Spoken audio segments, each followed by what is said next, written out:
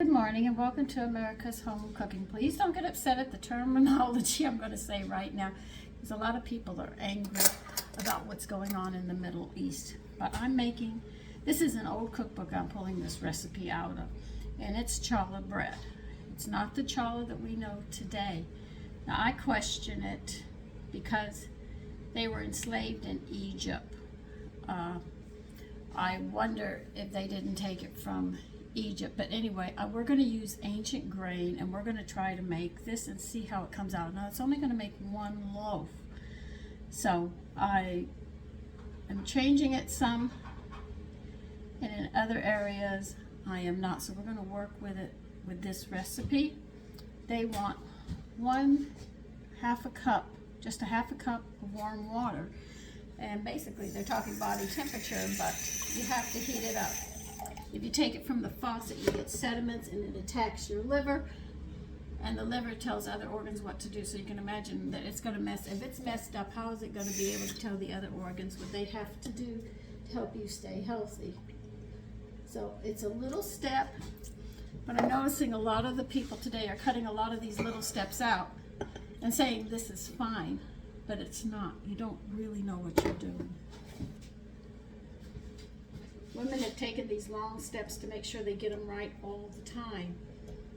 And somebody comes along and just says, no, you can take all these shortcuts. Why are so many people sick? Why are so many people allergic to flowers and foods and nuts and stuff? Because the digestive system isn't up and running well.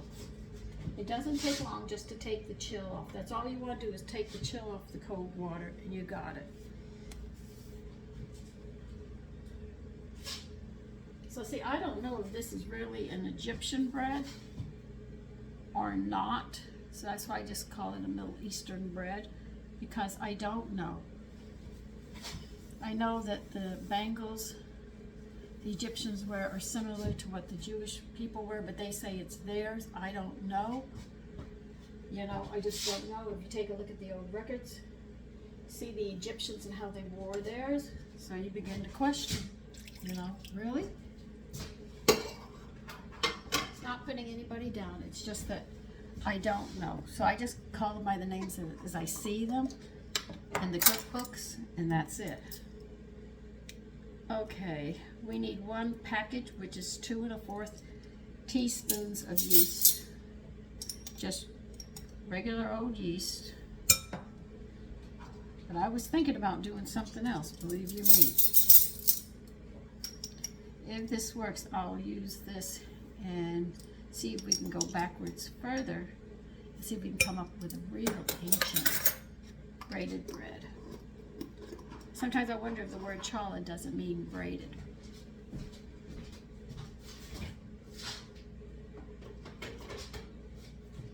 Just because a bread is braided doesn't mean it's their bread. All right, they want us to sit till this yeast activates. See, I'll show you. But I know my yeast is good. I don't have to worry about it, all right? So I'm going to go ahead and add the rest. We need 2 large eggs and also 2 egg yolks in this.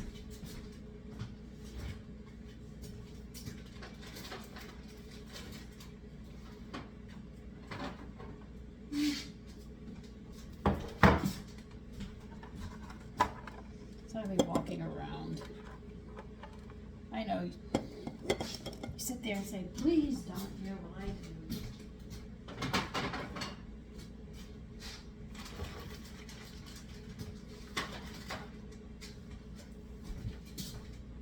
I'm always walking around in my kitchen. Oh good, I'm going to have egg whites. I can practice on something.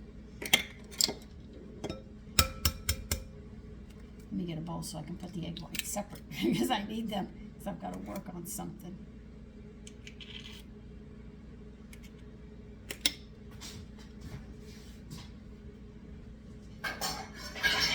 Okay, I'll hold the 2 egg whites over here. So it's 2 eggs and 2 egg yolks.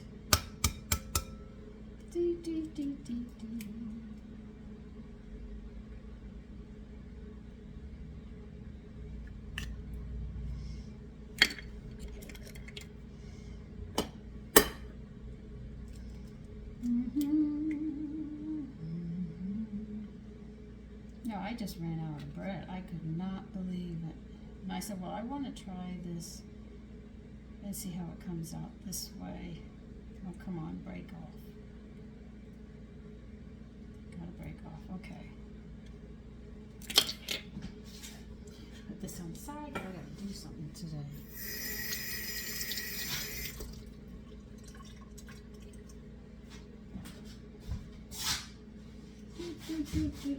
Yeah, would you believe I cleaned the floor?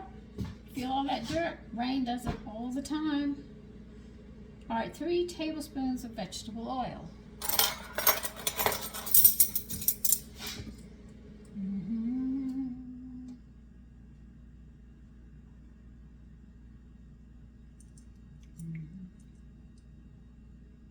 I tell you, I've gone through 3 sets of measuring spoons this morning. I never have enough measuring spoons. I don't know how. My mother had a whole stack of them all the time. I can see why. You want 3 tablespoons of sugar now? This is wet. Okay. We'll wipe that off so we can get 3 tablespoons of sugar. See, when you get these old cookbooks, sometimes they don't put things in order.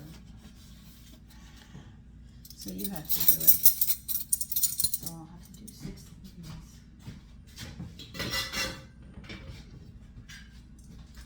Alright, this one's dry and this is 1.5. This is a 1/2 tablespoon. No, that's not a 1/2 tablespoon. This one, I'll have to get another set out. I told you, I go through measuring spoons left and right.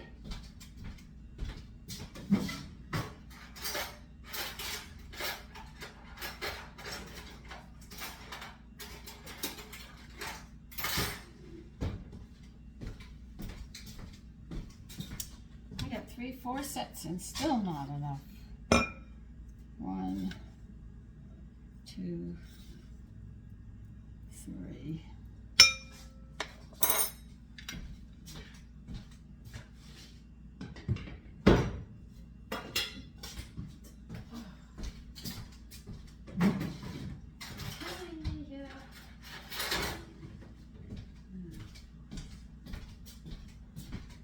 Okay, and you need 1 1/4 teaspoons of salt.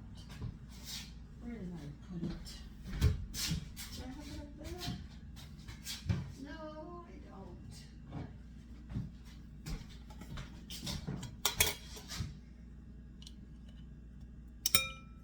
Might as well throw them all in the sink. I'm going to wash them again anyway. Don't you just love that?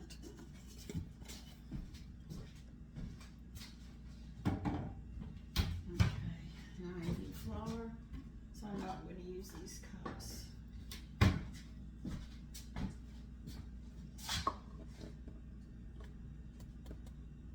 This is all-purpose. Why can't I use it?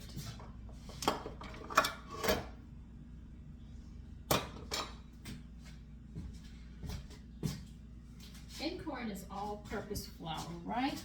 It's an ancient grain. I know you're listening to me while I'm talking. So, does she know what she's doing? Oh, I don't know. You know, I can make fun. I have to. Listen, I've made enough mistakes in my kitchen in a lifetime. But I've learned for every last one of them. And you need a 1/2 cup of all-purpose flour. So, since this is all-purpose organic flour, I'm going to use it. Okay. Put that there.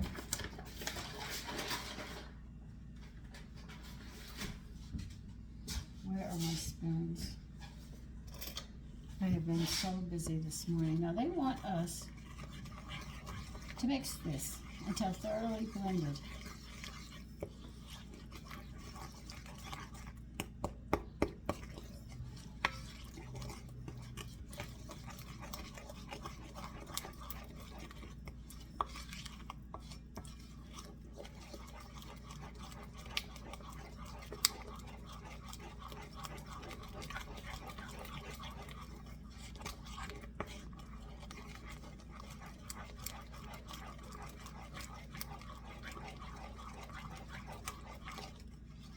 Now they want us to add bread flour to this. Now bread flour is the winter wheat, or what we call hard wheat. Let me get my book over here.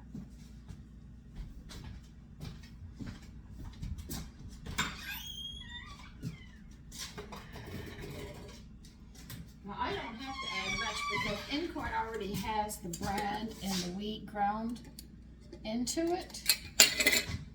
So I've already got it right here. You know, if I ever have a day that works straight for me.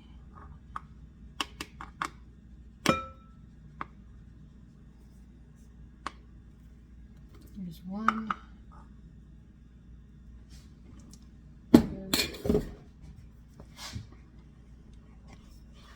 This is 1 cup of flour I've added. When you hear the 2, it's because I'm using a 1/2 cup measure.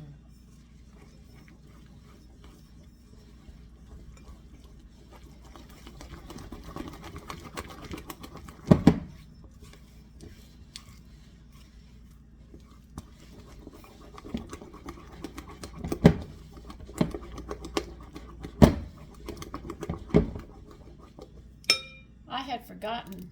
I was trying to make yogurt and it wasn't working, and I said, why isn't making yogurt working? So I went back to my cookbook and found out I have to boil the milk, then put 9 cardamom seeds in it, then partially cover the bowl it's sitting in and stick it to an area where the microbes can go. I said, how did I blow that? I don't know. I tell you. All right, so I've got it now with the boiled milk. I boiled the milk, so there has to be something in the milk that we have to boil to kill so the microbes can thrive in there. I don't know what it is. But anyway, let's get back to this.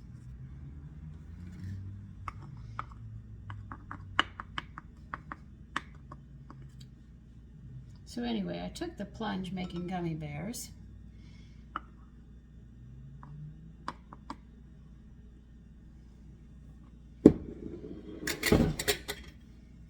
Got excellent flavor. Now what I have to do is learn how to fill those things up properly. Like my son says, they're a little skinny, Mommy. I said, well, I didn't know there was an air bubble in it. You know, because I'm learning. My grandmother was there. She put me to shame, get it right the first time, within minutes. Because I used to watch her make candy. She tried to teach me, but I just was so unorganized.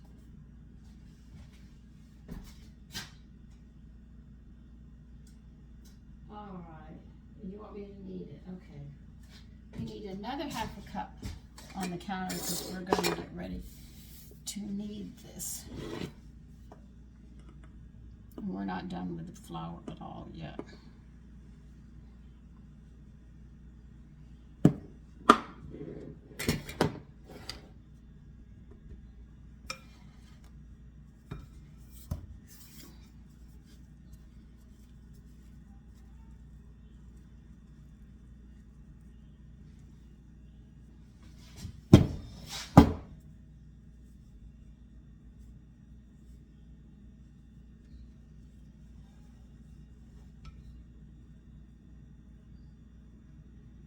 My personal opinion is I don't think any of us really claim anything because, you know, somewhere in the world somebody's making it as well.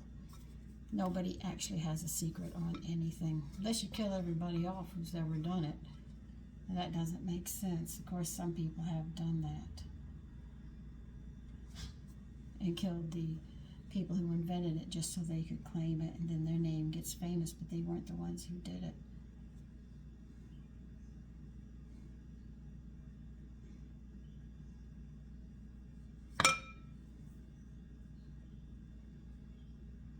Okay. Now they want us to knead this.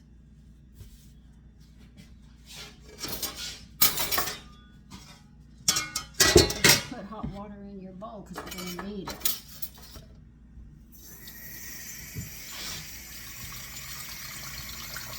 I say to knead this about 8 minutes. Look, I have never got a time when I'm kneading. It's usually when the bread is ready. The dough is ready, I mean. That's how I know.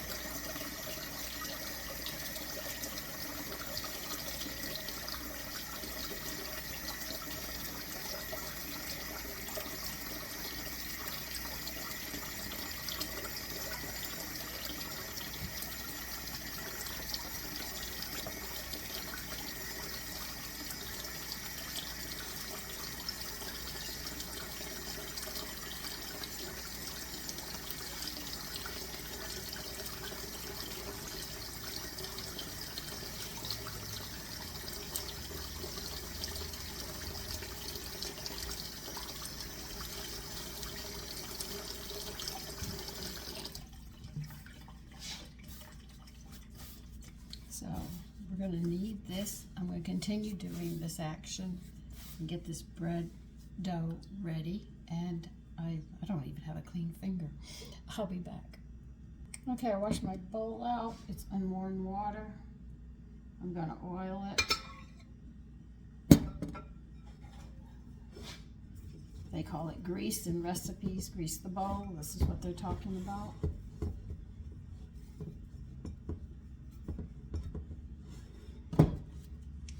Put the dough down.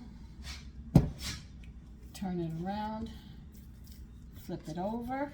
Make sure it's got grease all over because this one will dry out. It's not sourdough, so it acts a little different. Put some towels over it and put it in a warm place to rise.